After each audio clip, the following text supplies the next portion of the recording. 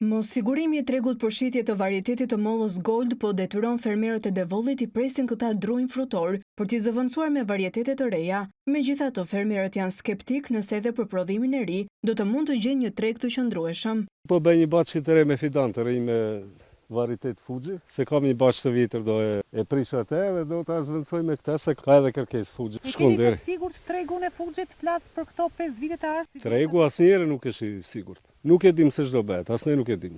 Kemi marrë lek borx që kemi filluar prap punimet. Një prej fermerëve thotë se po zëvendëson një sipërfaqe prej 5 dyny me gjysmë me moll dhe për mbjelljen e fidanëve të rinj janë angazhuar familjarisht, pasi përmes pemtarisë sigurojnë të ardhurat e tyre. Këtu janë 5 dyny me gjysmë. Ju punoni vetë me familje? Po, ja, me nusen, mamaja, djali më ndihmon nga pak. Të ardhurat tuaja varen vetëm nga tokat? Vetëm me tokat, vetëm me mollat, asgjë tjetër. Shteti ju ka ndihmuar për Fare. parcitet e reja? Fare, përveç ata pak nafte që na ka dhënë asgjë tjetër. Asnjë kacille. Fermerët e Devollit kërkojnë mbështetje nga Ministria e Bujqësisë që prodhimi të mos mbetet stok e përrjedhoi ta hedhin në kanale si vitet e shkuara. Si 3 vjet rresht ishin prodhim nuk morën fare. I hisnim. Ato duan rjeta vati 3 milion dënymi. Tregu nuk është asnjëri sigurt.